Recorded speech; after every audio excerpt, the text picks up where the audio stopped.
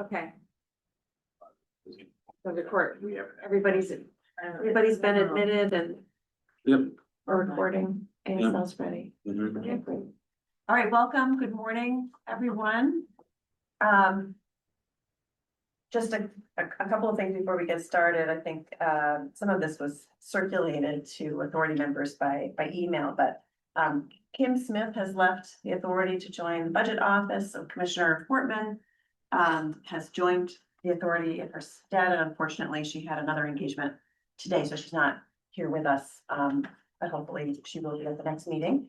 And then Bob has retired. Yep. And so, but we are waiting for someone to be designated by the Commissioner of Professional and Financial Regulation Office. So that is to be determined, and hopefully by next meeting, we'll have somebody filling that slot as well.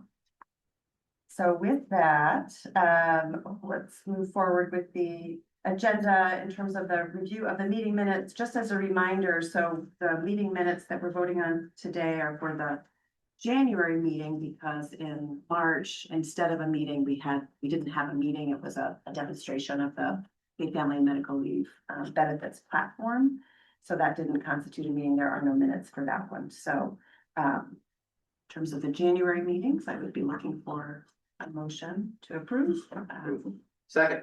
Again, Mr. Bob, Sam has seconded. Any discussion? Seeing none, all in favor? Any opposed? None. Thank you. All right, so let's move forward with the program update. Do you want to take that away? Sure, yeah, so we have several updates for you today. We also have a claims update, we'll have public education update, and then I can give you a financial overview of where we are with the trust fund. But I know everyone's raring a bit to hear about claims. So for that, I'm gonna pass it to Sarah Bryden, our claims administrator and division director. Good morning, everybody.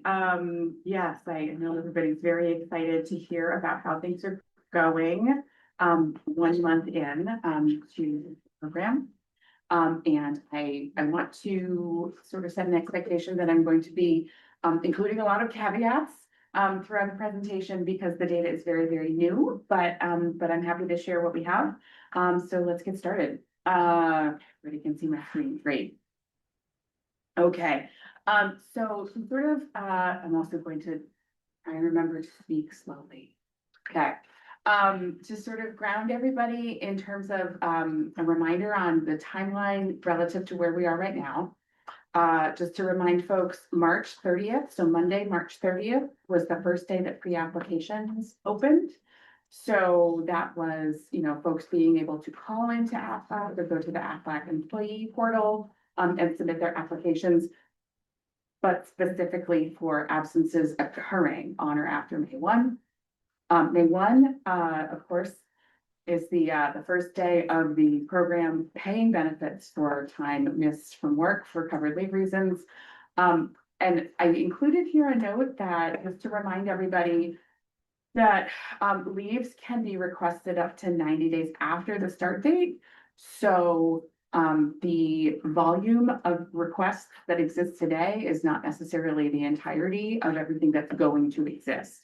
So we won't really know for 90 days for sure how many people have, for example, requested leave as of May 1.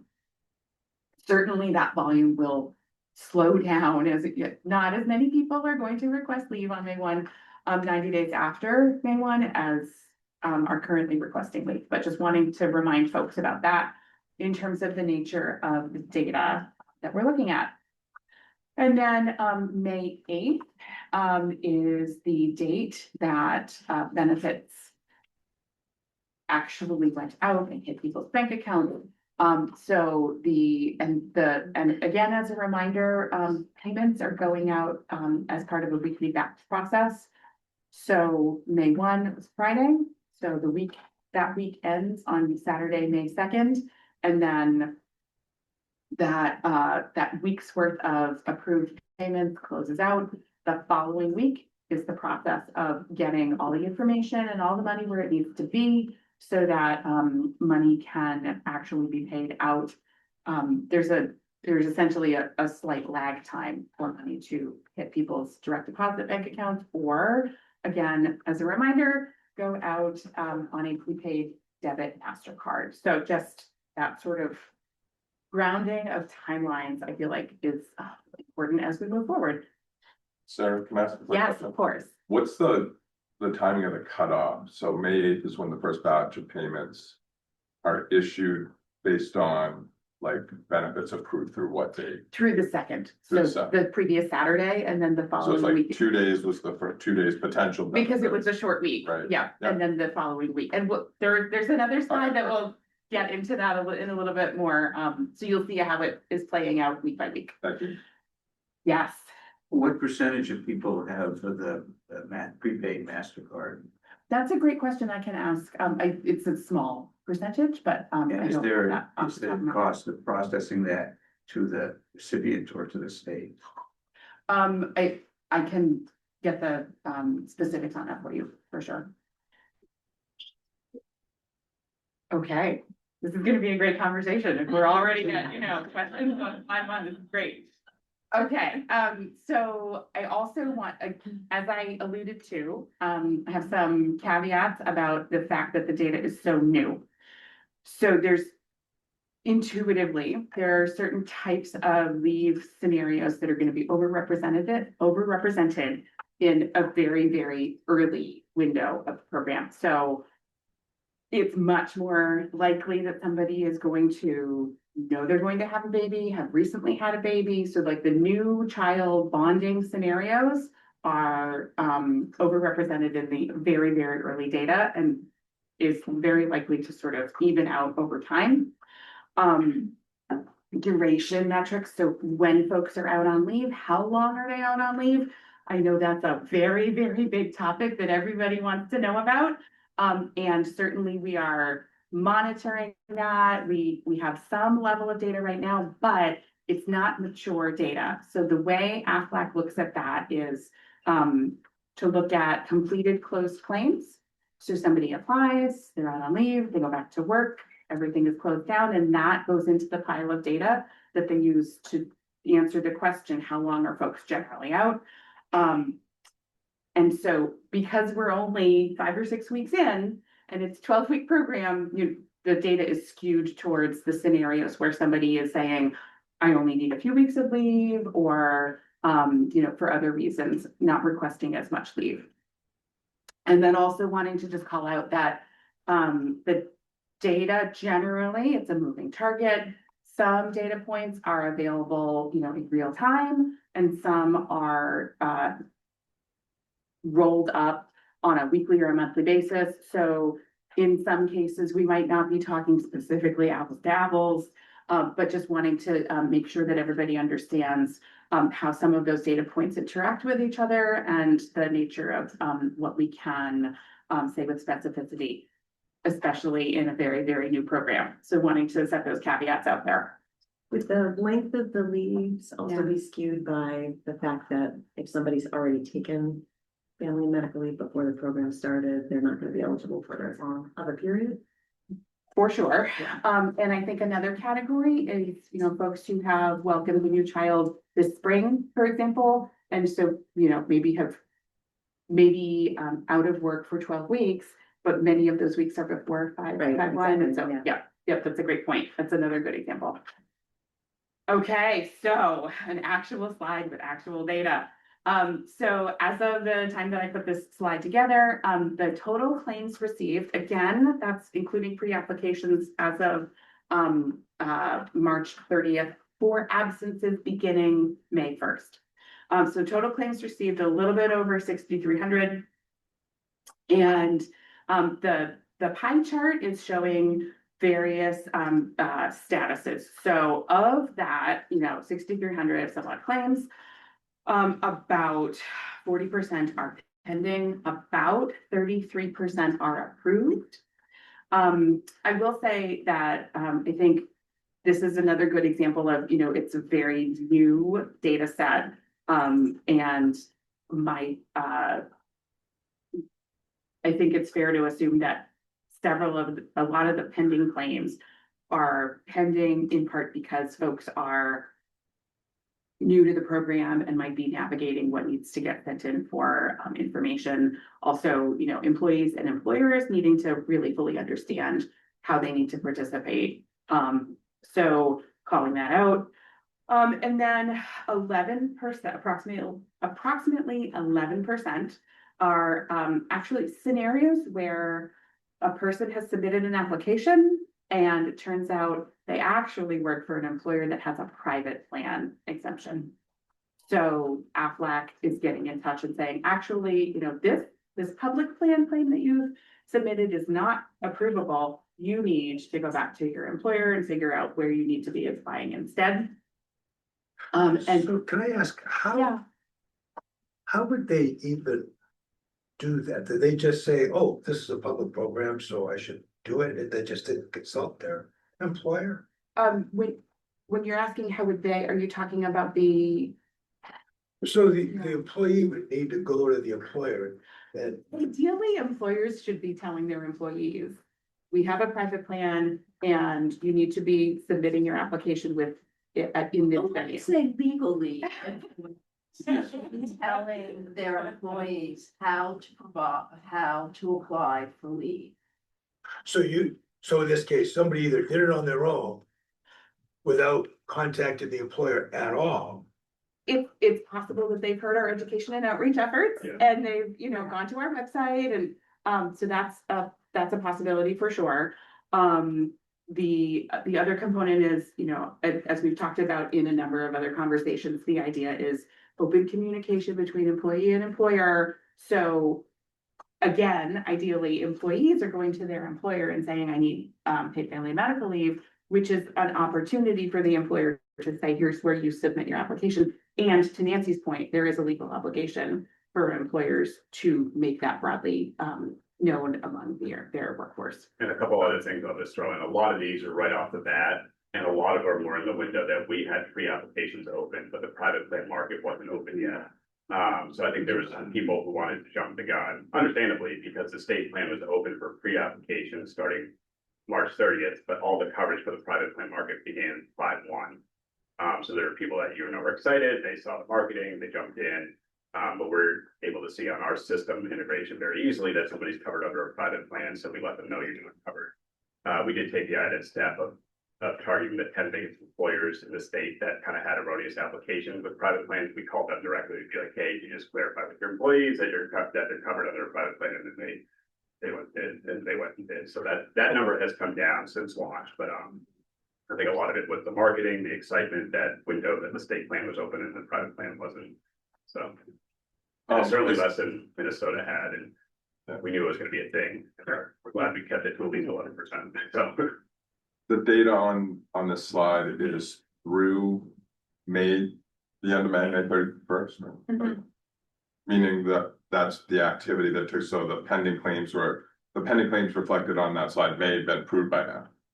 'Cause we're- Again, yes, it's a Yeah. moving target, but Yeah. yes, as of, yes. So as of May. Yep. There's 6,351 claims. How many covered lives are there in public plan? I think it was around 450 something last time we ran it. It depends on the seasonality of the workforce. I think Q1 is kind of drops. But I think our average has been 450, 460 across the last year. What was, I missed the question. How many workers are in the state plan? Oh, in the state. Yeah. So it's roughly 450, 460,000. Yeah. Averaging the last year, knowing that Q1 is a lower time period. The other thing that we just want to mention with pending is, remember, there's a 10 business day waiting period when somebody applies, that the employer is notified and has the opportunity to provide more information, including an undue hardship assertion if they so choose. And that's why I think you'll see the pending a little bit delayed in terms of like the approvals will pick up as the program goes on and on. And Sarah has a slide coming that'll show the actual decision time once that period has passed. It's very quick. But there is statutorily or required by rule for that 10 business day notification period that, you know, the employment committee asked for to give them ample time to provide information and undue hardship assertions if they wanted to do. Can you just remind us, the percentage of the opt-outs and self-insureds? Because I'm assuming that this data it's only this, we're not capturing. Yeah, so private plans is roughly a third of the workforce. terms of employees, Yeah. it's about 2 to 3% of employers, representing about a third of the employee workforce. Okay. Yeah. So, okay, so the applications that should actually be going to a private plan administrator, 11%, and then smaller than that bucket is the denials for other reasons. So for example, if somebody files an application and they don't have sufficient earnings in their base period to be eligible, or if they don't provide documentation, though that's that bucket of 9%. The 7% slice of the pie is scenarios where leave was requested prior to May 1st, or the individual submitted an application and then canceled that application. So I think especially as it relates to leave requested prior to the start of the program, that slice of the pie is going to get more and more narrow as we move forward. And then just to sort of get at the question of, we have about 6,300 claims so far, the population that's covered under the public plan is about 450,000 people. Just to sort of call out the fact that there was definitely a spike of claims the first couple of days, another spike as on and around May 1st, but the rate of applications being submitted has leveled off to about 100 a day. Mondays are where they see the highest volume as of right now. So Is there a specific type of documentation that had not been provided in denied claims? so I think as we move forward, that's something that we can continue to ask for data around. But I think it's the documentation that's required, it's identification, are you who you say you are? And then depending on the leave reason, proof of birth of a child, medical certification, if it's a medical leave, all those sorts of various types of documentation. I think we can certainly ask AFLAC to sort of have a narrative around what is and is not being received, and on what timelines as we move forward. And just for national reference too, approval rate of about 70 to 80% is what other states experience, and we're right in that time, or right in that frame. If you look at the approvals versus denials, not erroneous applications, but approvals versus denials, I mean, I can't do quick math, that's about 75%, right? So we're right in that range of what other states experience of 70 to 80% approval rate. Wait, am I looking at that right? So approvals over denials. And Approvals over denied, got it, okay. You're including pending on Yeah. this chart and you Yeah. are. yeah, if you look at the actual Well, approval rate, depending on pre-decisional, Yeah. look at the post-decisional approval versus denial, that's 75%. Okay. Okay, so claims received so far by gender, tracks with, I think, what other states have seen. Women making up about 58% of claims received, and men making up about 38%, 4% non-binary folks or people who have chosen not to answer that question.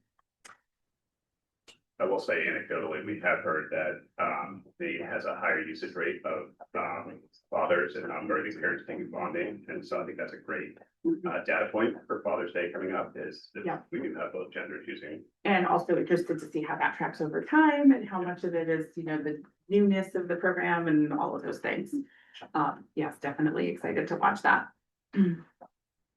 Okay, so another demographic metric that AFLAC makes available is generation of the worker applying for leave. And let's see, so for that, almost half is Gen Y or millennial workers. About a quarter are Gen X, and then about 16% are Gen Z, and 11% are in the baby boomer generation. Okay, I understand who a boomer is. Age categories to me on X, Y, and Z. Yeah, I think it's varied. Yeah. I don't know the cutoff that AFLAC uses, but usually the Gen X, millennials are right around 1980. Yeah. And then I don't know where they cut off millennial versus Z, but I think it's roughly 2000. Yeah, I think Gen Z is the youngest cohort of the workforce right now. Okay, so Yeah. And this would match up, with the expectation that the majority of people right now taking claims are rental age people, which is millennials primarily right now. So millennial is a Y? Yeah, I don't know why no one said generation Y anymore. That's millennials, yeah. Yeah. Age gaps. Yeah. Age gaps are much more. And by advanced. Ask them if they can provide That how would they, be- I how they think do that that. Okay, so claims by leave reason, and this also is tracking along with what, I would expect based on, in a previous authority meeting, I shared, across various states, what their experience has been, and it is, not identical, but it sort of tracks the trends, similarly to what we're seeing here. So the 30 and the 15, the 30% and 15% together to be 45%, that's the bonding with a new child and pregnancy childbirth. So there's a lot of folks who will submit a pregnancy childbirth claim and a bonding claim right after that, or within the same benefit year. And the bonding with a new child, 30%. Is specifically, the bonding specific claims, including, to Luke's point, people who have not given birth. So the non-birthing parent, whether that's a dad or just a parent who is not recovering medically from childbirth. Where these are retroactive claims, up to 90 days, does that category also include those who have given birth but gave birth prior to the May 1st day? So the retroactivity is really around 90 days after the leave start date, and the leave start date in order to be approved for benefits is May 1. So if somebody had a baby in the first week of April, because they would presumably still be recovering from childbirth for the first part of May, the May 1 through the end of their medical recovery would be approvable under our program. All of the April time would not be, because the program hasn't started. And then if they chose to stay out for another, say, 6 weeks of bonding, then that would be covered. But the 90-day doesn't like claw back into April to allow that time to be approved. Does that address what you were asking? Kind of, but would we typically expect in the future to Yeah. see a bifurcation of pregnancy versus bonding leave for the same individual? Or is if I apply for, maternity and the 12 weeks is the 12 weeks, because that's what I want to take. Pregnancy would include pre-birth too, remember, because you might have medical research you need to be out. It is a separate claim type coding wise for taxation, not right now, but it will be potentially next year. So medical leave includes, pregnancy claims includes medical leave taken before birth, where the bonding would be focused on the time after birth, and after recovery. But the bonding can also be the partner. Right. Yep. And it is possible for somebody to take a pregnancy childbirth recovery claim, go back to work, and then take their bonding time at a different time. I don't know how common that is a scenario, but it's a possibility. But there's not a set time period that says if you've been approved, the pregnancy leave is for 8 weeks, and if you're taking 12, the next 4 is bond. Yeah, yep, and the bonding time has to be taken within the first year of the child's life or within a year of placement if it's adoption or foster care. So what's the cutoff for when, could somebody have had a baby in, let's just say, June of 2025, Mhm. not have used their main FML, Right. and want to take 4 weeks of Mm. bonding Mm-hmm. in May, as of May 1st? Yeah. What's that back? I think that might have been kind of what Sure. you're asking. What's that? Yeah. How far back does it go? Yeah, hypotheticals get real tricky because it Yeah. depends, but at a high level, if you're still within a year of the child's life or, within a year from the date of placement, and they still have time left to use, because again, we have our anti-stacking provision, then potentially there might be some ability for somebody to get approved for PFML.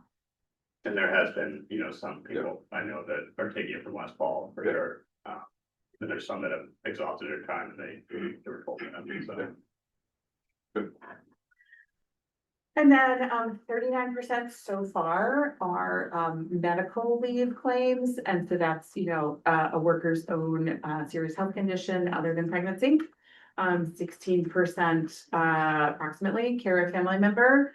And then it shows up as 0 in PowerPoint. But less than 1% of claims received so far are for sick leave or military qualified exigency leave. And this again tracks with what our state experience is supposed to. All the categories do track with. The safe, how they, leave in the military. I would say, all say of the yeah. pie slices are about, relatively speaking. Yeah, like our bonding percentage will go down a little bit, Yeah. as we get more mature. But this tracks with every other state experience for the first year. Yeah, Does the family care category include the affinity leave, or would that? be yes, it separate does. It category? does. It's the same. Another question for you. Yes. If an employee's leave is work related, is there any sort of coordinate, is that essentially just asked at intake, and if they say it's not work related, is there? The workers' compensation piece. Yes. So in statute, there's a required reduction of benefit if the person is getting workers' compensation benefits and PFML at the same time. How But does Aflac know that they are? they ask during intake, and then it's also on the employment verification form for the employer. Okay, perfect.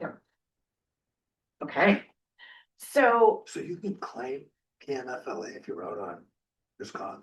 Well, PFML is offset by some types of workers' comp claim, and it's a very specific, I don't want to get into the weeds, because I always say it wrong. There's a very specific type of workers' comp claim that offsets PFML benefit, and in theory, you could have both, but they're not additive 100% usually. One is offset by the other, and you could have some little bit of benefit on top. I'm curious, what could that be? If you're injured on the job. And you say, I'm going out on a workers' comp claim, what would you apply to PMFLA for? Well, you could have medical No, condition at medical that point, condition. yeah. I mean, if you fall off a ladder, you get surgery and you need 12 weeks of recovery. Workers' comp is first payer and PFML is offset, but if there's an ability to make. If PFML is not fully offset by the workers' comp, then you have a little bit of coverage on top of the workers' comp. You only get like 2/3 in workers' comp, Right. depending on the calculation, you might get more if you're on PFML, so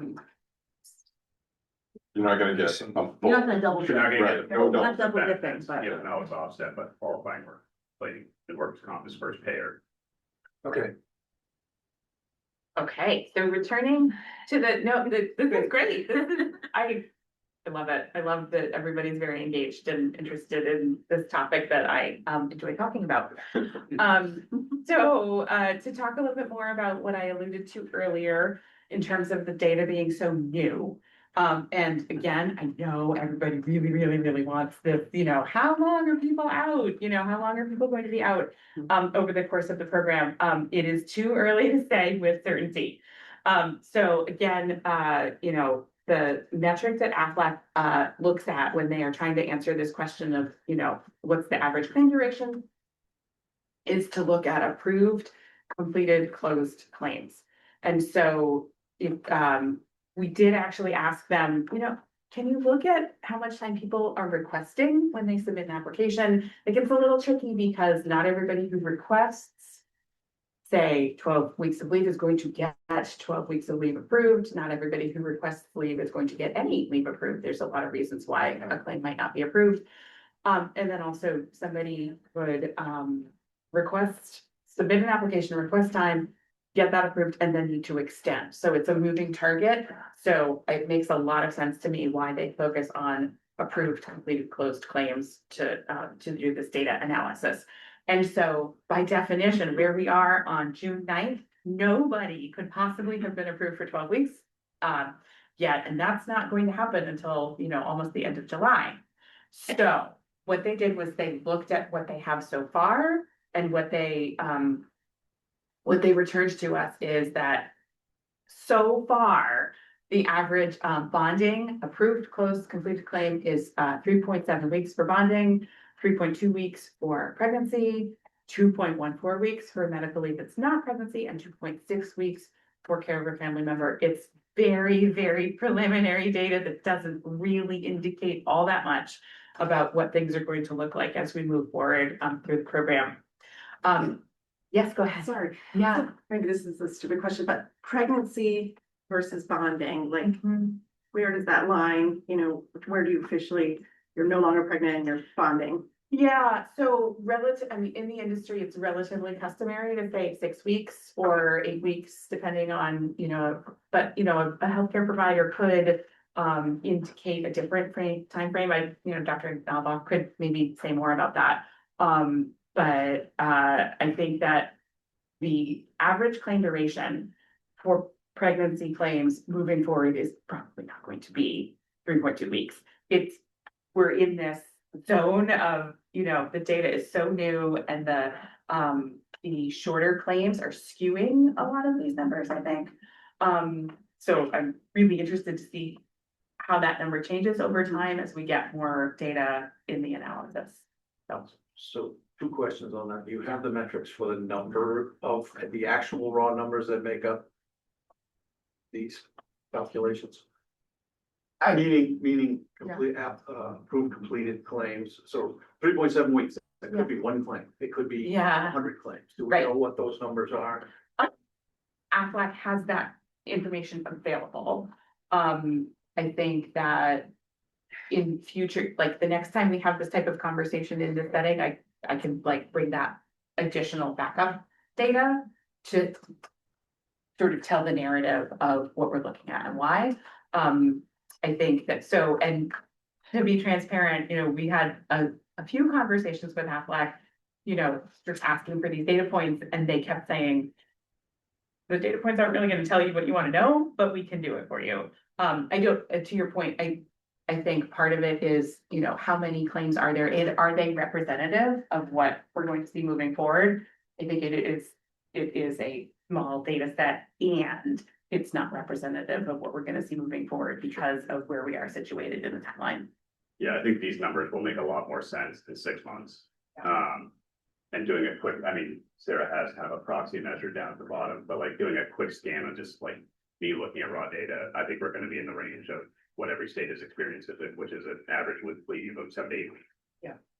When you average everything together by claim type over a full benefit year, we'll be in the 7 to 8 range or maybe lower. You see that with the 5.8, but these numbers right now aren't going to paint the picture we want to know. We'll know in 6 months. Maybe even a year. Maybe in a year. Yeah. Because that's when the benefit years are playing out, yeah. You want a full cycle of a Yep. year. People are spacing out bonding Branded leave, like program. it's gonna be upwards of a year before this makes total sense.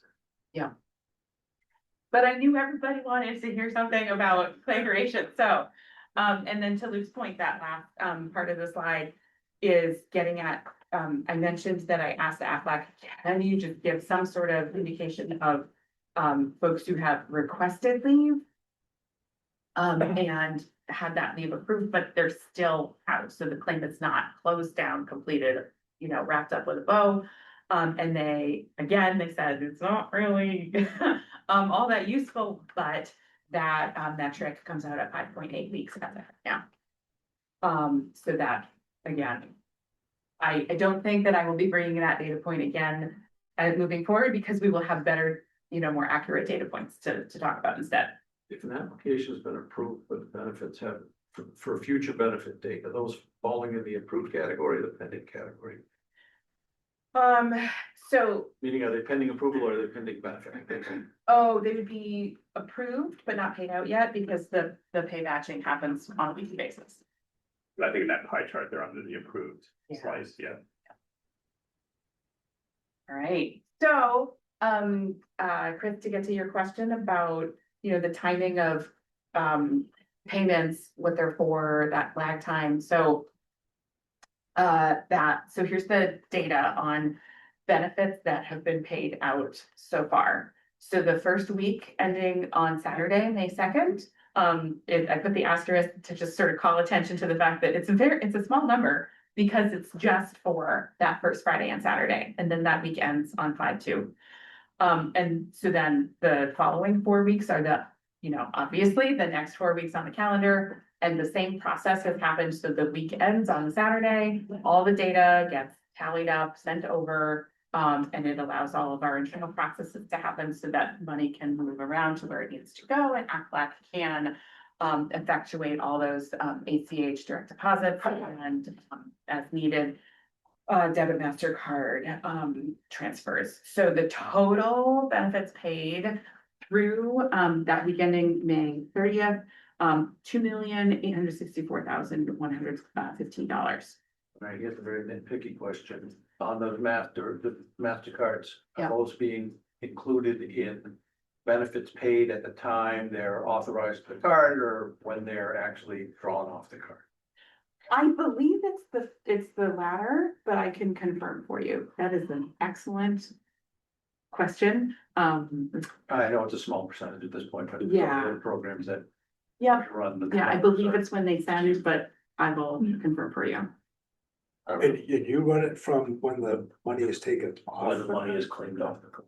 Really? Like spending. Because start it's, loading up. it's- So let's say EBT cards for, DHHS, typically it's reflected as a prepaid expense. It's an asset to the state till the claim happens because then you've got issuing issues, that kind of thing, but we don't recognize the expense until the draws happen on the card, the bank sends the report, says this is what paid out benefit.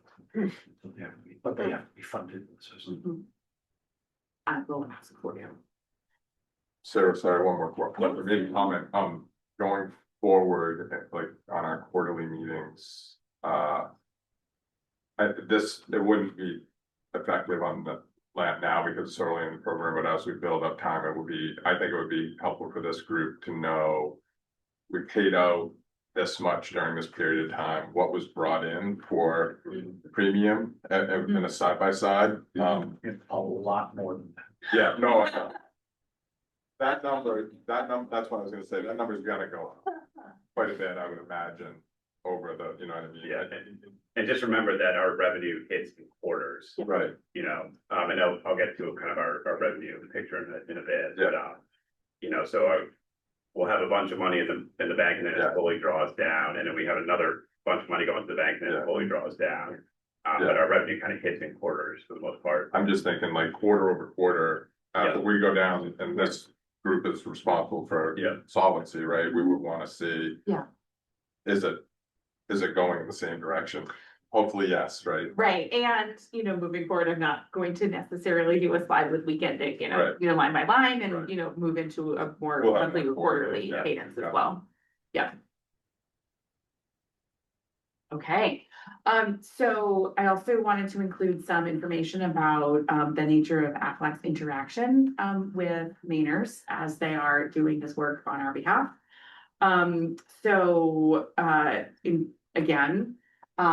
Monday, March 30th was the first day that Aflac opened up their employee portal and their call center for folks to call in, and apply for paid family and medical leave.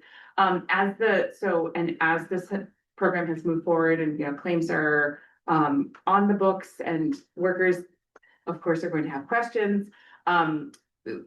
One of the things that I am really focused on is Aflac's customer service and the degree to which they are supporting Maine workers, because that's so important.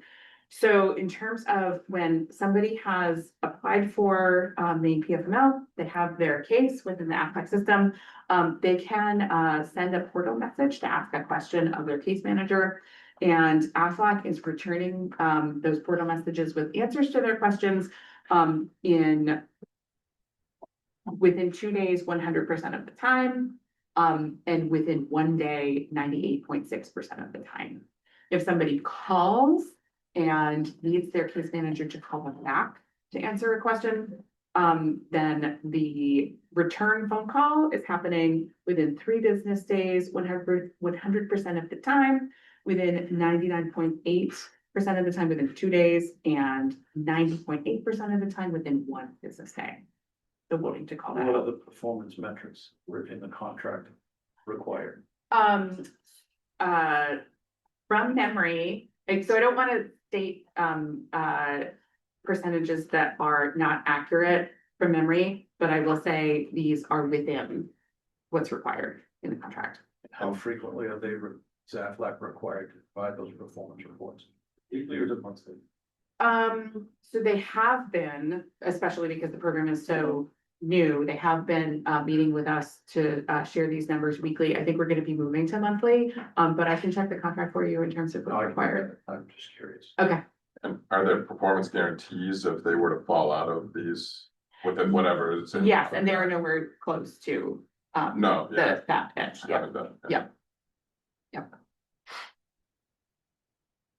All right, and then so another handful of sort of preliminary statistics on Aflac's customer service and interaction with the workers of Maine. Interestingly, so I know internally we had a lot of conversation during the implementation about, you know, what about people who don't have who aren't internet savvy and don't want to use the portal and all that and accounting for that, which is very important. But Aflac is finding that 76% of applications are being submitted online through their portal, and only 24% are being submitted telephonically with call center representative, which they were also somewhat surprised by in terms of like new program. The online adoption has apparently been better than they were predicting, so that's great.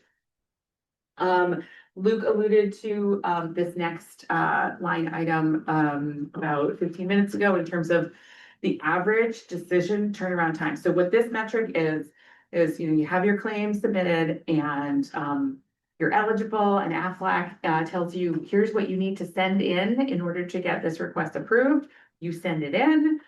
Your employer sends in whatever they're going to send in, and then once all of the information is in hand, Aflac has up to 5 business days to make a decision, and the approval turnaround time on that. So from when all of the information is in hand to when they make that approval decision, right now is averaging at 2.11 business days. And then the last 3 points that I wanted to call out, again, have to do with so folks are definitely using the Aflac portal. That's great, but there's, you know, a number of situations where people, for whatever reason, feel more comfortable or need to call and speak with somebody on the phone.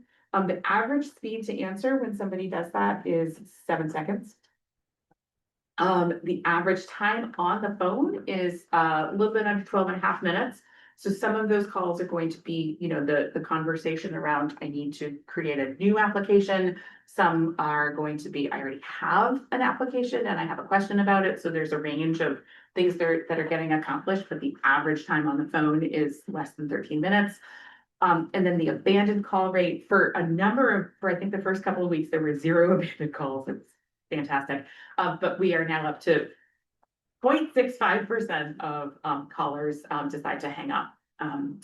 Yes, Is go ahead. the 7 seconds a human, or is it your call is important to us? It's the so the speed to answer 7 seconds is from when somebody within the system has said, I want to talk to a person, and so then the clock starts when they make that choice and they get to a person in 7 seconds.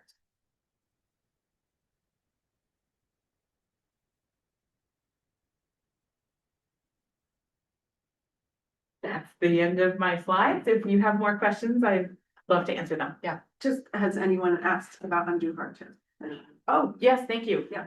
So I don't have a slide on that because, so for a couple of reasons. So first of all, it's such a novel concept that their existing data framework doesn't have an intuitive way to get at that information as quickly as some of these other metrics. So they're putting together the data analysis part of undue hardship. The other reason is that it is not coming up. Anecdotally, it's, you know, oh my gosh, this is, people are not asking. There have been some claim applications where the employer has submitted the undue hardship form indicating, no, I don't want to assert an undue hardship, but here's the form just to validate. Nope, go ahead, you know, no rescheduling needed, take your leave. There are some employers who have chosen to go into the Aflac employer portal and indicate we are never going to do undue hardship. I can get that metric for you as well. But that's, so it's, I wouldn't say it's, the majority or any like, overwhelmingly large number, but there are some employers who are choosing to do that. But so far, no claims of undue hardship, am I understanding? So I have that question out to them and they are like looking at their, data, that they have available. And so we don't know. Yes. But it sounds like it's not more than like a handful, maybe a couple dozen, like it really is something that I think employers like the option of it, but when like boots on the ground, people are having those conversations, like the system is working as designed so far. That like, I think employers understand the need for leave, but they have the option at any time and some have taken it, but it's certainly not anywhere close to the majority of claims. And it sounds like it's a small minority actually use undue hardship, and it sounds like for times that might be appropriate. Yep. Looks like Jenny has a question. Yeah, thank you. And I'm sorry if I missed the slide, but is there available a breakdown of the sectors of which sectors employees are availing themselves of this? And if not, could there be? I know we discussed it at one point that it would be important to be able to try and get that data, as confusing as it might be. Yeah, we talked about, I think that might be a day two type, Yeah. because CWRI tracks industry codes, and we talked about there might be, and I know we're having a larger data discussion at the end, there might be a way to match FEINs for claims, like data sector. I think, and so I think it's to, if you're talking about across the entire, book of claims, that gets really tricky, but if Jenny, if you were asking specifically about undue hardship, and it's a handful, then that, I think it's more realistic. I'm talking about the entire breadth of the claims because I would like to make sure that, that everyone is able to avail themselves of this. And if we see a disparity in that, then maybe there is work that needs to be done on our side or on employer side, or it's just not applicable. And I just think it's important going forward to figure out how to account for it. That makes sense. And to Lou's point, it would need more discussion. Yeah. Yeah. And again, we're all seated on this authority according to sectors. So.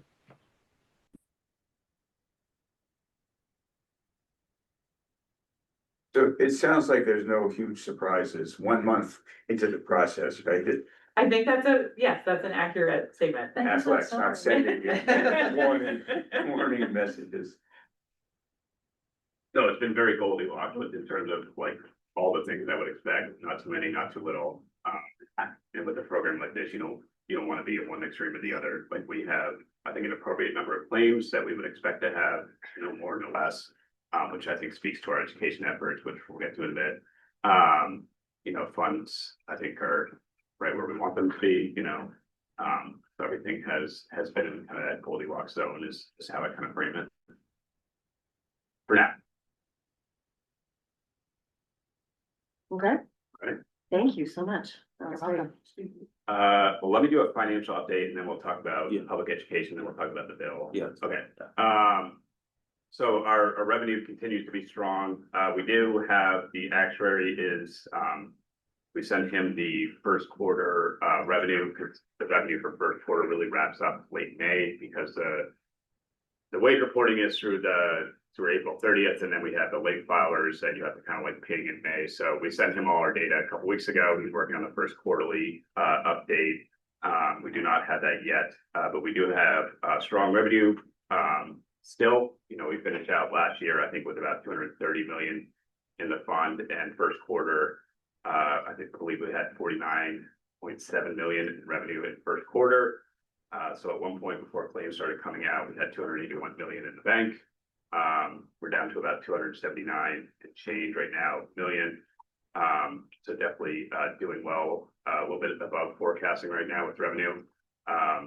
But quarter one is expected to be a strong quarter because the Social Security wage cap is reset. So quarter one is always going to be our strongest quarter. But right now we're definitely over where we would expect to be in terms of revenue. We should have the first quarterly actuary update the next time we meet, and we have the next annual report. He's going to be preparing for us around October 1st. So we should have more financial data there. We are going to be putting in, just to flag this for this group, as it may come up, during the next legislative session, but when we set up the allocations for the trust fund, the allocations for benefits were not set in the last budget. So we have plenty of money, like I said, 279 million in the bank, quote unquote. But the allocations for our last budget were only really our operating budget, which is why we had, I think, a $19 million allocation. So we do have to put in financial orders until we get to the next biennial to get the spending authority. And Doug can speak to this if I botch any of the information. But we also need spending authority to spend the money we already have. So we're going to be putting in financial orders to make it through this fiscal year. We have a $175 million financial order for fiscal year 27, which is the amount of benefits we would expect to pay in that fiscal year. And then when we look at the next biennial budget for next session, we'll be looking at spending authority, probably upwards of 230 to 250 million, which would be what we would expect to spend out of the funds for the next 10 years per year. If I can just interject one bit of explanation of that, when he says spending authority, he means spending authority within the state budgetary and accounting, not legislative spending authority. The legislative authority exists. This is simply administrative, where the state operates on a quarterly allotment system. The legislature says, here's your authority to spend this money for the entire year. We break it down into here's what you could spend each quarter. That, essentially it's a control mechanism to ensure somebody doesn't obligate all their funding day one and then they can't operate at the end of the year. So this is just cleaning up those estimates where it's a brand new program for claims expenses. Yeah, and we just want to get ahead of that because this is not that we don't have money. We have plenty of money. It's just the allocation is what we're asking for methodically as the program starts, and we knew what the start date was and what the private plan opt-out rate is. We're asking for appropriate batches of money and we get to the next legislative session. Any question on revenue before we get to education? But you don't believe there's gonna be any, sounds like there's no need for money from the government to. No, there's no general funds needed. We have to be self-contained by statute, but we're doing well. All right, Reggie. Sure. All right, so we're now doing a second phase of the public education campaign. So in 24, 25, we did phase one, just to let folks know, hey, we have a PFML program. This phase is now more narrow with the focus on benefits to let workers, employers, self-employed folks know, hey, we're going to be starting benefits, learning more about the application, all that stuff. So you may have been seeing either on social media, on TV, our 30-second ads, but basically it's intended to try to reach different venues. So we have the traditional TV market, we have the streaming. So if folks, and the streaming will vary, we kind of lean on the communications vendor to decide kind of where they go, but it's going through streaming. And then we have social media that's running, and then we have radio. We also had a public relations campaign where Commissioner Fortman in April was on Maine Calling, and Maria was on Maine Calling, and Dr. Nalabach was also on to talk about PFML, and it was a panel of folks there from the business community, I think someone from the caregiver representative, and someone who was more on the worker focused side of things. So overall, things have been going strong. Like anecdotally, we've been just even here at work saying, hey, I saw your, TV ad while the Celtics were playing. I think it was one of the playoff games. So we're trying to hit different segments of the day for folks. So for example, we have an ad potentially running at the 6 a.m. news, and then we could have an ad running, I keep saying this as a running joke, on Matlock. And it's true, we do have an ad running on Matlock. So it's really trying to be as diverse as possible. So that's really going well. Luke has been on radio quite a bit. So I think in April you were doing, May actually, you were doing a number of. I think we did 12 and 14 total interviews. Yeah. Across local stations. Yeah. So, and just for a little background on who the marketing vendor is, it's Ethos. They did the public education campaign in the first phase. So we were lucky enough to leverage their knowledge about the program already, and now hopefully, and made things easier for them to do the benefit side. And How much are we spending on? Good question. ads? Yeah, good question. Or are you gonna go through all the spending and how it's? Yeah, no, yeah, I can talk about that too. Yeah, because I have it ready. So in Good, terms of this, good. yeah. In terms of the budget, we budgeted about 489,000 to do this campaign. The TV and the radio and the social media was always gonna be the big bulk of our budget, which is at we spent 249,000 for that. So we do have remaining funds, for Ethos to, finish their work, and obviously social media does have a cost, so we're getting billed for that as well. So that were the first phase of the campaign, we were on time under budget and anticipate the same for this phase. So Ethos is, But Ethos, yeah, ET, yeah. so they're getting the bulk of that 489. Yeah, so the way we selected the marketing vendor was we put out basically an RFP to, and this is through the state, a pre-qualified vendor list. So there were marketing companies that the state ordained as pre-qualified, and we sent our RFP to the list of people or list of groups on there. They submitted their proposals. We had a whole scoring team looking through it, and Ethos was selected so we went through a competitive bidding process. Whoever was gonna get that bid was going to have to navigate through that budget. So whatever we budgeted, they can't spend no more than that. So Ethos is aware of that, and so our goal is to stay within our budget. And we always knew, again, that TV and radio and social media was gonna be that big chunk. Okay. Yeah. And is that plan to go down over time or go up over time? It's planned, the budget or the Budget spending. Yeah, so they have drawn down already at this point, looking probably over 300,000 when you include for their accounting services too. So the campaign is scheduled to end in September.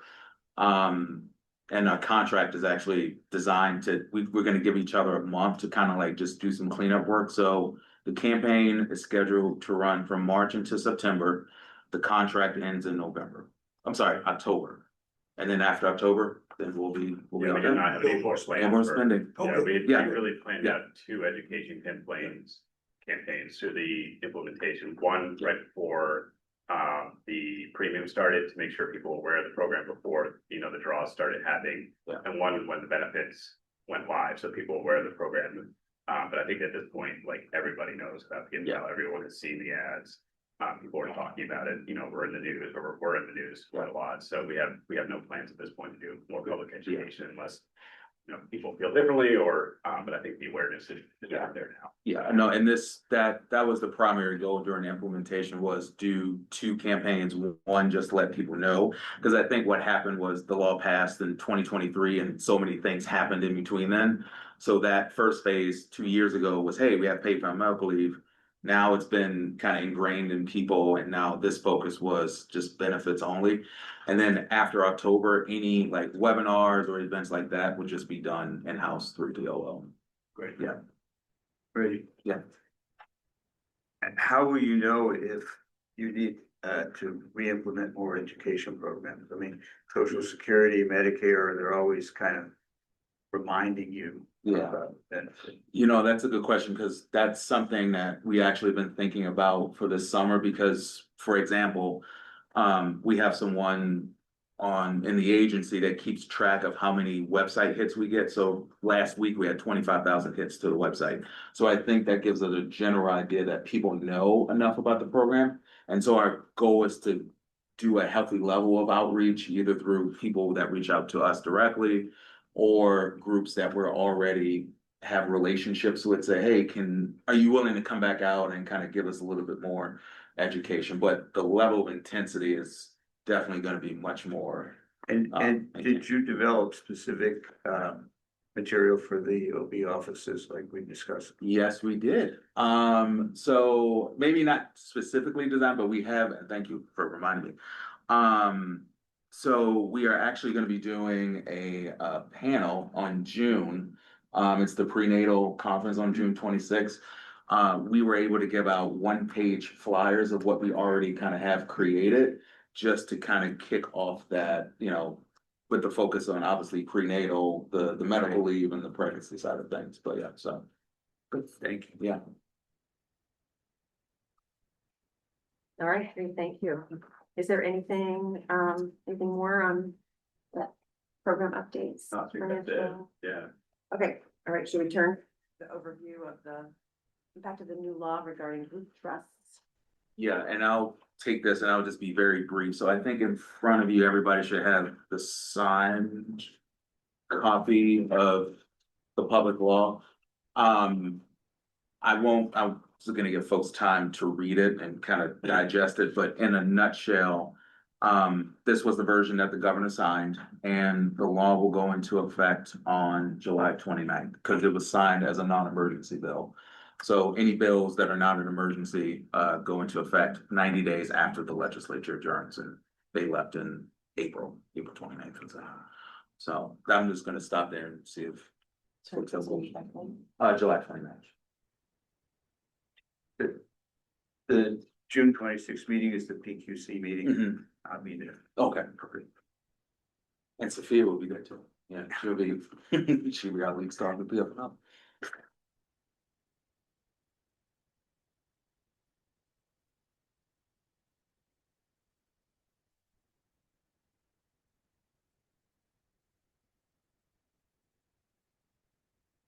Can you just summarize, Reggie, sort of what does this change? Yeah, and I'm gonna defer, to either Nancy or Luke on. Yeah, I mean, Yeah, it really, for us, was a clarification bill the whole time. That there really are two avenues for, if you want to go with a private, substantially equivalent private plan, there's fully insured, plans that are offered through licensed insured carriers, eligible to do business in the state. And then individual self-insurance. So an individual company that feels like they're sufficiently capitalized to take on the responsibilities of managing self-insurance can individually bond and run a program. We did make a compromise with the kind of the competing group. That includes pooling of risk, so they cannot pool together their financial resources to kind of spread out the risk between them, which we saw as more, risky to the market and the kind of the structure of the state fund that we chose and made. But we do allow for the pooling of financial resources to essentially pay for a third-party administrator if they want to approach a third-party administrator for self-insurance. And they want to, pool the premiums to pay for that service, but not the actual claims. So it's a clarification that the pooling of risk for self-insurance is not allowable because that was not the intent of the statute. But we did make the compromise that they can pull together financial resources for the paying of a third-party administrator, but not the actual benefits themselves. Then the same thing, Nancy. No, and it's, as Luke said, it's a clarification, so it's retroactive to, April 1st, 2025 on premiums. And did that group that had a lawyer, They've dismissed the lawsuit, I think. Yeah, so the lawsuit has been, does explain, okay. Okay, so there are no suits pending now? there are no suits pending now. Okay, good. And does this affect, have there been applications that would now be? So we were previously forcing the prior, our interpretation of the statute before the clarification. We're working with, there's really only a small group of employers to work them into compliance, but so far that's going fine. But we were always holding to the standard that you need to be individually self-insured to be in order to be approved for a private plan. Okay. Any questions on that? No, seeing none. All right, well, let's turn now to the discussion regarding just future reporting. And I know sort of we're giving a lot of feedback to Sarah as she went through slides, but in the email that I circulated, there were some links to what other states track, and some track a small amount of information and some track a ton of information. There are, as I think I circulated, the section of our PFML that has certain categories of required things that they're required to track on, but it doesn't us as an authority requesting additional items to track. So I wanted to open it up to the group and see if there's information that we want to make sure does get tracked. I know you said you were working on something, just undue hardship. Definitely. I- important one. Yes, yeah, I know you were working on it. I just wanted to- No, I literally just typed it in. Yeah, no problem. It'd be interesting to have a breakdown on sex requesting the bonding. Yep. Leave. Mhm. And I think as Jenny mentioned, the industry. Yep. Yeah. Mhm.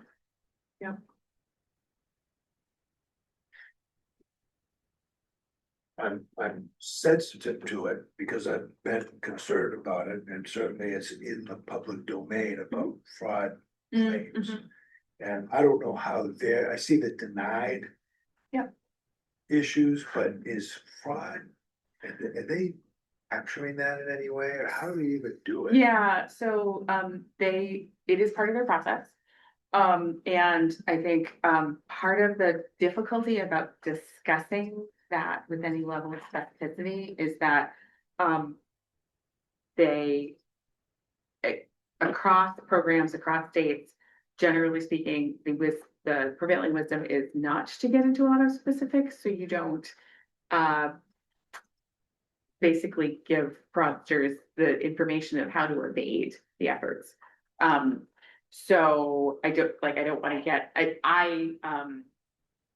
AFLAC that as well would not get into, well, and then we do this, and then we do this, and then we do this, because you're basically, telling. Roadmap. Give them the code. Yeah, yep. But at the same time, 5 years from now, we don't want what's going on at Maine Care to be in the public domain. Right, and another thing that comes up every time this conversation happens is also just a general high level reminder that when we are talking about fraud and misrepresentation in this type of program, much more often than not, we're talking about identity theft, organized crime. We're not talking about somebody who, I'm so sick, I can't go, like it's the organized crime, identity theft, flavor of misrepresentation that they see much more often.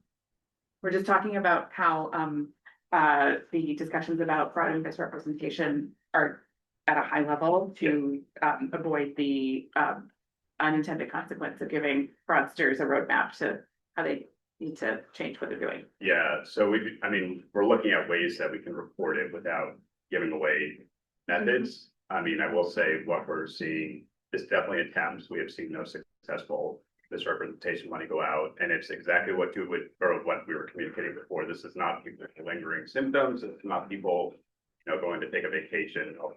That's again, leave is, we're not going to get into morality of leave, but like, this is not people malingering or exaggerating their symptoms. These are organized criminals, not in Maine usually, trying to do organized benefit fraud that they would do to any program that might be susceptible. The good news is AFLAC is a national leader in insurance. They have a whole bunch of mitigation efforts, and actually our team is highly skilled on the state side. We have a couple experts that actually came over from Maine Revenue Service who specialize in fraud over there. So we're shutting it down on both ends, and we're pretty happy with our attempts so far to make sure that no money has gone out the door that we're aware of to make claim. Yeah, great. And to add to that, so we also have the benefit of unemployment. So we've been building a relationship with someone over there who is, because sometimes it may start in one place and then like, oh, okay, let's try to flag it. So if there are fraudulent employers that they see as like, oh, this could be a problem, they do flag it for us as well. And then we flag it to our folks here. So we do have that internal relationship that's been building. But that's another thing. Do we cross over with IRS in any way to say, hey, these guys are?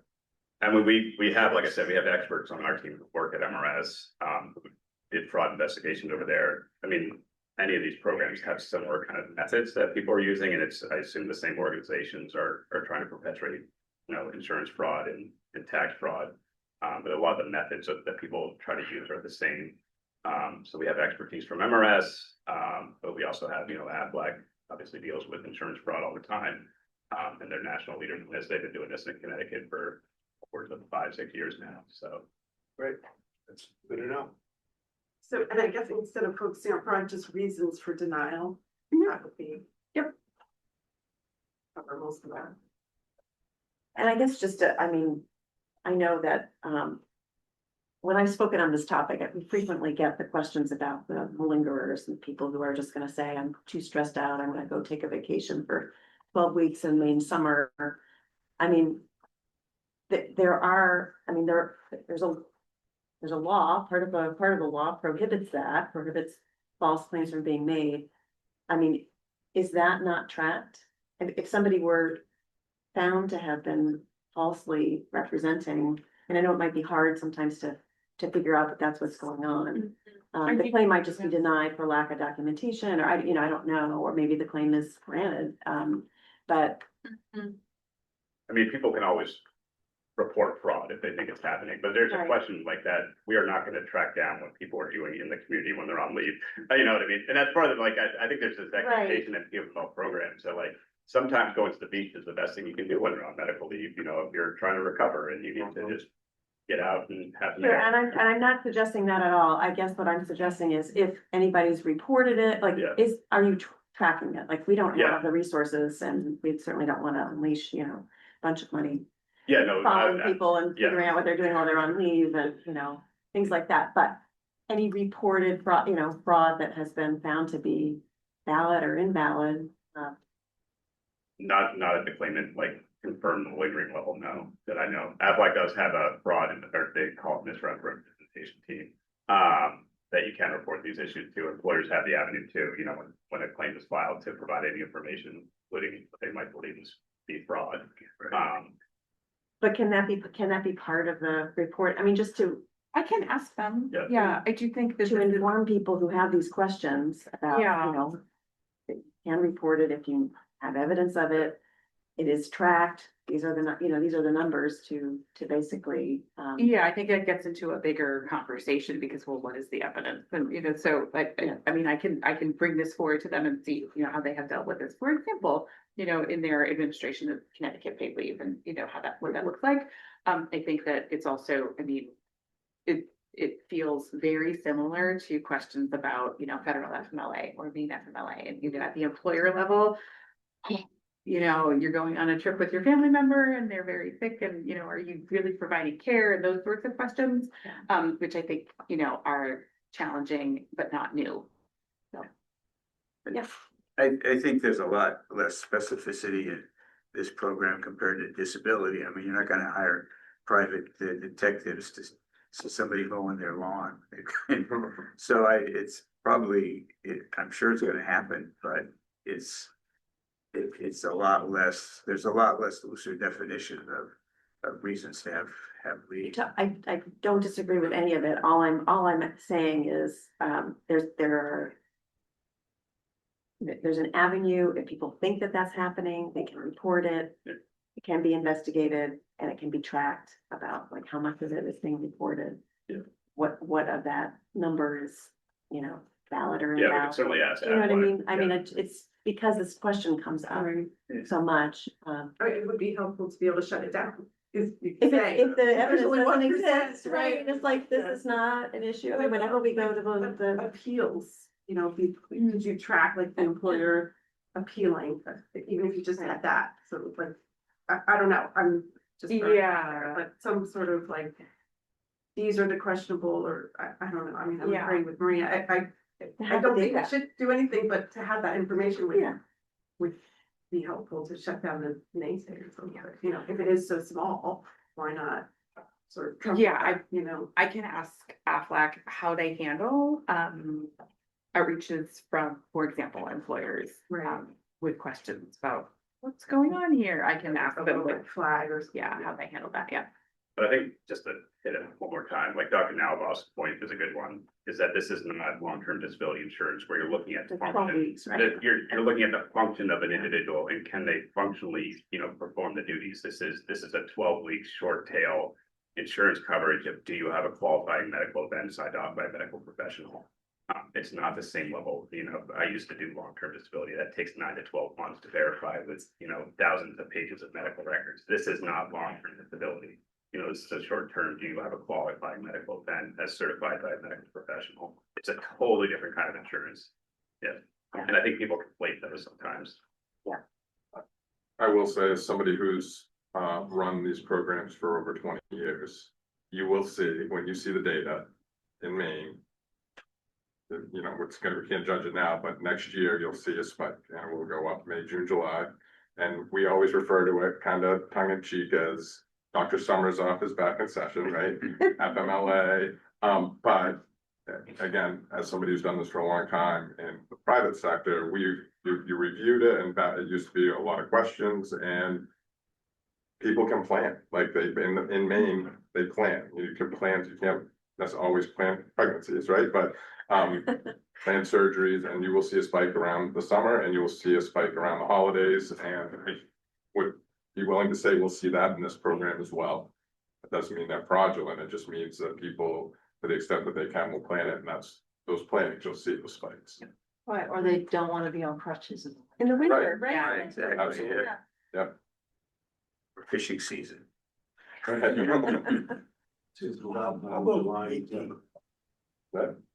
Repeat claimants, will there be tracking of that if everybody, if we have a handful claiming every year? So I can ask Aflac what their data analysis efforts are around that, just also keeping in mind, I think there's to get at Chris's point about, industry trends and things like that, there's, frequent flyers and thinking about like, is that somebody who is needing more attention for unpleasant reasons, or is it somebody who has, for example, a chronic condition, or they have a family member that has a medical condition that needs attention over a longer period of time? So there are going to be lots and lots of Maine workers who never submit an application, and there are going to be some Maine workers who have a lot going on in their life, and so I don't necessarily think that somebody with more than one claim is necessarily abusing the system, but it does make sense to look at the information available. Yeah. Person that claims every year for 5 years, I'd want to see the authority do something about it. Maybe.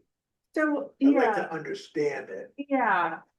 And certainly that's part of the service that Aflac is providing to us. Right. They're not rubber stamping, every year this person sends in information and we just like. And I know we don't get down into. Right, level right. of- So they're gonna be reviewing what's Yeah. in the documentation. Yeah. Is this still something that, is requiring leave from work? Oh, sorry, Sarah yes, Conroy. Oh, thank So- you. I'm used to Teams and I don't see anything on Zoom for me to raise my hand, so I just put that in the chat. So thank you. I know we're focusing primarily on Aflac today, rightly so. But as I think back to, the original laws written and the regulations, I thought at some point we were going to tie this more back to the whole program. So I'm trying to get a sense of how we're going to get more information on the private claims in the future. I realize that Aflac's not processing them, but if I'm correct in my memory, the law indicated that the state plan had the last word on everything, and so any sort of adjudication would go there. So how will we know anything about those plans in the future, and how do we know now that they're administering them in the same way Aflac is administering the state plan claims? Yes, great question. So for the state plan, we have the annual claims report required by statute. The first one is due October 1st of this year and annually thereafter. Within rules, we wrote in a requirement that private plans also have to submit an annual report in line with the same data points required in statute, although we did exempt a couple of things that they don't track. They can't track, rate being one that the private industry just does not track. But they will submit similar annual reports, and theirs are due July 1st every year starting next year, because we wanted the private industry to have, it didn't make sense for them we need to compile all that information for our October 1st. So the private sector would only have 2 months of data.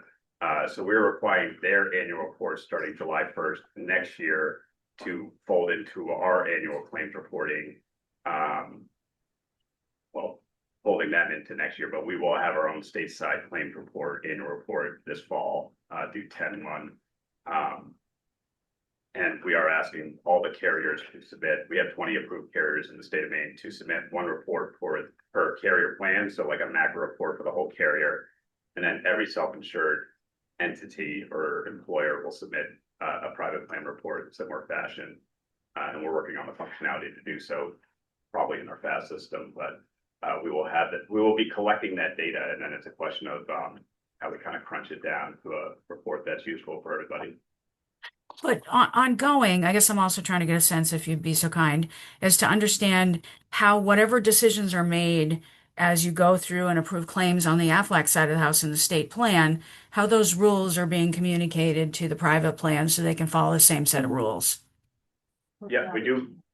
So we do meet quarterly with the American Coalition of Life Insurers, which I believe 18 of our 20 carriers are part of that membership. And we do communicate separately with the other two who are not. But we do have quarterly meetings with the ACLI to talk about the state plan and the private plan kind of partnership. And for them to ask any questions about rule interpretations and vice versa. So we have that ongoing collaboration, and I mean, we email each other all the time. We have a direct connection to the ACLI. I think PFML liaison is his title. We email him, or Judy does, weekly. But we definitely have formal quarterly meetings with them, which are point on appeals.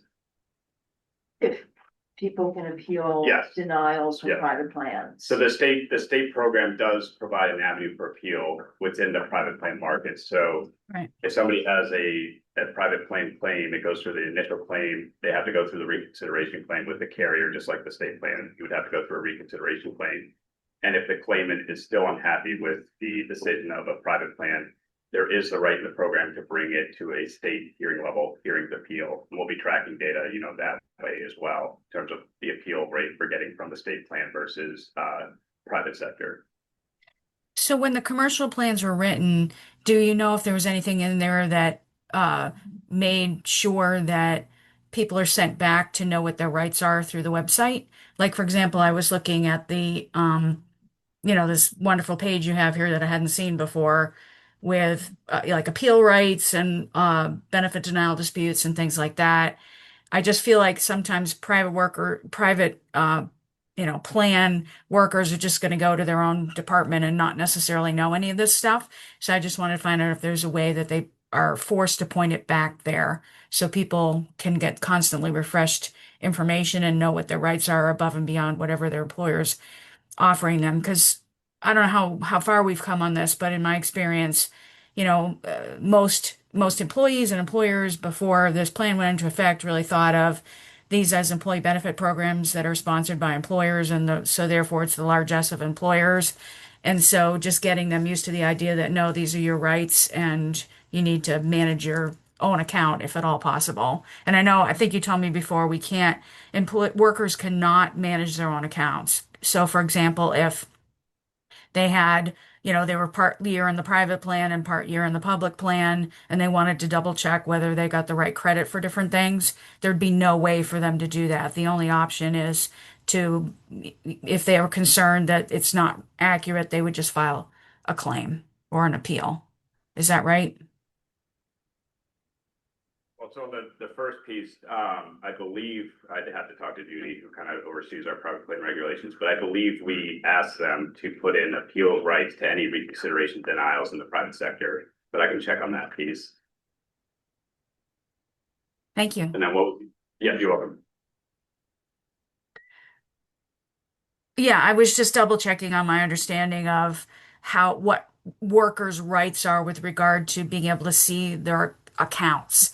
Like, since this is no longer just the largesse of the employer offering a short-term disability benefit or something like that, and workers have their own accounts, essentially. I think the answer when we were meeting initially with Aflac was there would be no way for any worker to have access to their account to know if it's accurate or not, and it contains all the credits they should be getting for their quarters of work. Yeah, so appeal rights for benefit calculations would be preserved in the private sector as well, and they could work that all the way up to the state hearing process if they wanted to. But I'll double check with Judy. I believe we required them to put appeal language on reconsideration denials, just like we do in the state plan. Thank you. Welcome. What about, are we already tracking full versus intermittent versus reduced? Oh, yes, we are. So that's, I totally forgot about that. It's about 85% off the top of my head, continuous leave. Intermittents, I think another 12, and then reduced is very rare. Which is exactly what we would expect as well, in terms of like Goldilocks. The vast majority of these claims are continuous. Intermittents, a very small minority, and reduced is very tiny.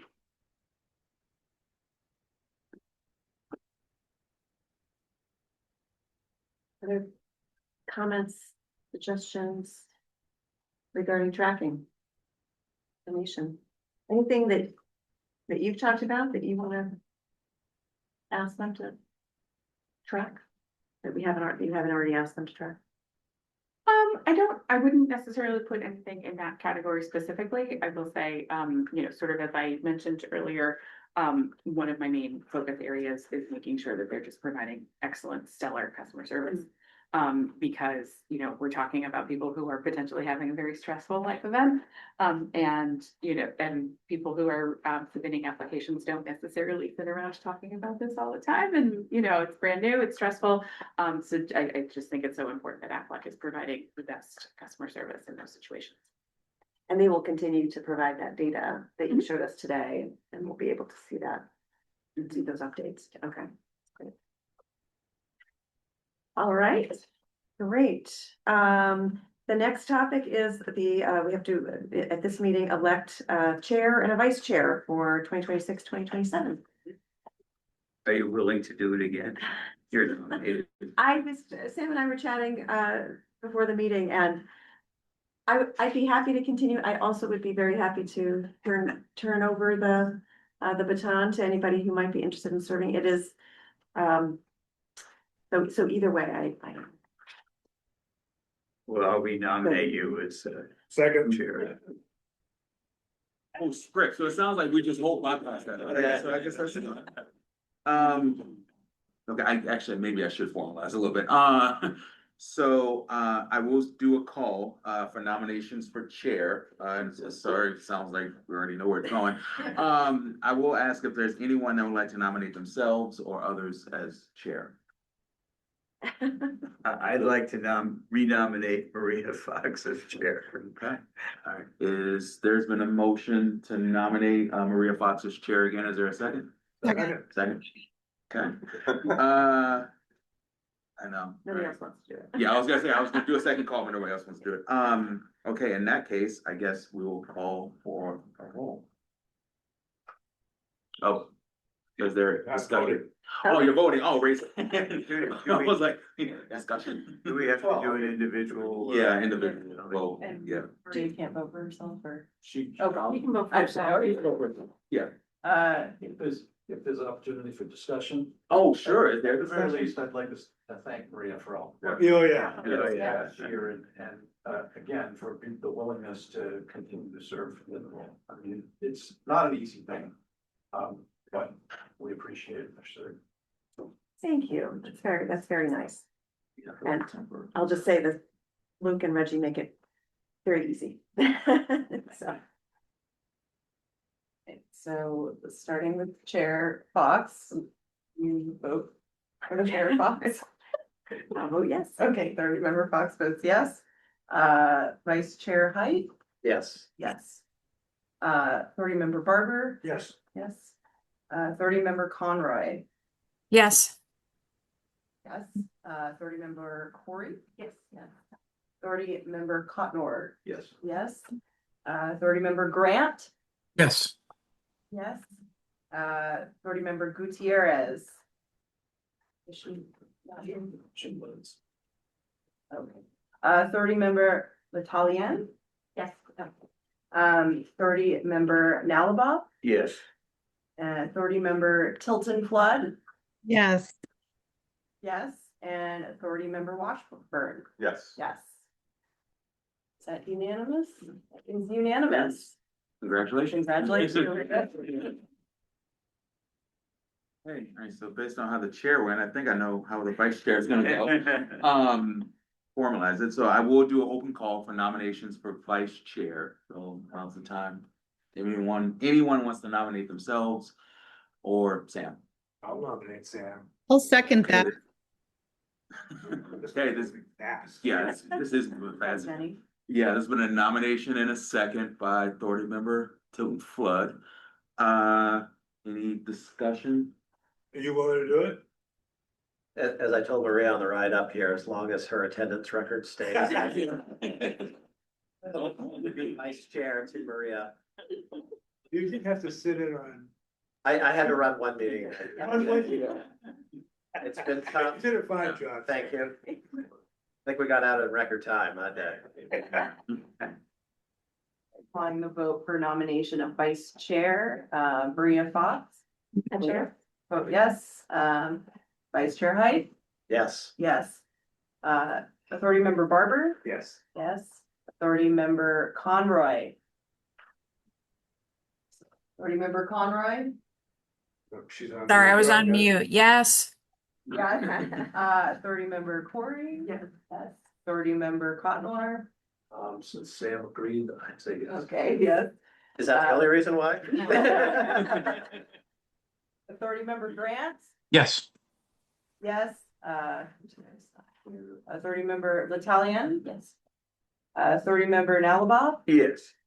Authority Member Tilton Flood, Yes. yes. And Authority Member Washburn, Yes. yes. And it is unanimous. Congratulations. Congratulations. I don't think the statute has, I checked, like, has term limits, so I guess, like, Maria and Sam can be like FDRs with the authority. Yeah. All right, so the last item on the agenda is setting our next meetings and subject, and we do have to have a public comment meeting, so I think that the timing of that, we should give some consideration to, so we're required by statute to, hold a meeting each quarter. So I was thinking, public comment meeting maybe in September, but at the end of the third quarter, or we could do it a little bit later. What are thoughts about the timing, I guess? Later quarters better, there's be a lot more kind of information will be on the 12 weeks. Yeah. Some financial information, well, For the public comment, Doug, you're thinking to do it, for both, right? So. oh, for both, yeah. Right, so, again, so we'll have some empirical evidence to support. Yeah. Or a few things that may be said in public comment. Yeah. About the experience we've seen. Yeah, one thing to throw into the framework is, like I said, we'll have the next actuary annual report by 10/1 and the claims data report for the state plan by 10/1. That's fourth quarter. Yeah, so that would be, so the third, we wouldn't have that for a third quarter meeting, but we would have those two reports. For a, Say the reports again that we're going. so we're gonna get the next annual actuary report. Yeah. And we'll get the required statutory claims data report. Right. That we'll work with Aflac on both by 10/1, so we would have both reports for the fourth quarter meeting, we would not have them for the third quarter meeting. But the legislative closure date is probably gonna be, I mean, September date would be good for public comment if there's anything that's going to be presented. Yeah, because I agree with Doug, like the more experience, the better, but that being said, I think fourth quarter might be focused on these reports. I would imagine that's gonna use a lot of time. If you guys want to make any recommendation for session, you would want to do that well before. What, I forget what closure date is, October something. Yeah, especially because it is like the first session, so it's a little bit of a longer date. I mean, And then we're deadline. going to governor. And we'll have a new governor too. But you won't know who that is in September, yeah. Right. So. Meeting in the fourth quarter where we're looking at I think so. the reports and Yeah, analyzing that data. Does that seem, Should we set both dates Right. for that?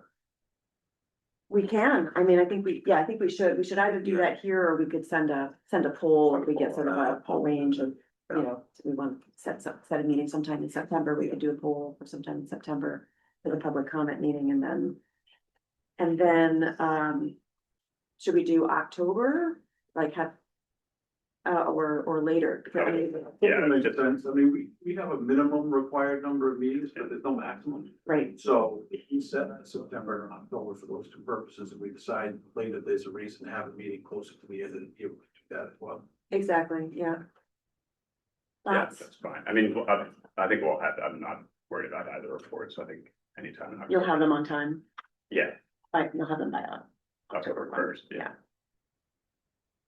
Yeah, I imagine, I mean, if the reports are out, I personally don't necessarily want to wait a month or two to have a discussion about it. I'd rather talk about what we know then and be able to decide whether we need another meeting later that quarter or if we can wait until January. Okay, so why don't we, could we just send out doodle polls for one in September and one in October, so that we don't have to slog through our calendars right now and Just slogging through. but we're just that's fine. slogging through. Yeah, just to make sure, but that's good, yeah. So no big chunks of time that you're gonna be away. Just to clarify, Maria, so for September, it sounds like that'll be the public hearing. Yeah, And then October be just the quarterly yes, meeting. yes. When I I could, in theory, set a doodle poll for the entire month of September, or are there certain dates in September? Oh, I can send it out. Oh, you can, okay. Yeah, I've been doing those. Okay, Yeah, Because there's certain dates that I think work better for the department. oh, But okay, yeah, I can accept those. Yeah, that'd be- okay. that would be great. Okay. And then are there, obviously the public comment meeting will be, that will take up our time, and then some debrief around that, but are there other topics that are on, authority members' minds that we want to make sure to include in our agenda for the October meeting? All right, seeing none, To clarify something I read that you said, the September meeting would still be a quarterly meeting and a public comment. Right? Yeah, yes. Because we're still required to meet quarterly. Right. Yes, so we'd have and what we've done in the past is we've had because we don't know how long the public comments will go on for. We haven't set other items to discuss, but we have set some time to debrief. And actually, I take that back. I think there sometimes have been some things we needed to vote on that were short, but because we didn't know how long it would take, we didn't want to. Approve the minutes from this meeting. Right, Do that. exactly. I think we did that and maybe something else that was brief, but other than debriefing to see if there's anything to follow up on in terms of public comments, I think we've left it at that. All right, well, if there is anything that comes to mind that you want to make sure we get on an agenda, feel free always to email me and Sam, and we can go from there, but otherwise I'll take a motion to adjourn. Also, second. All in favor? Any opposed? I want to keep meeting. Yeah. Thanks, everybody.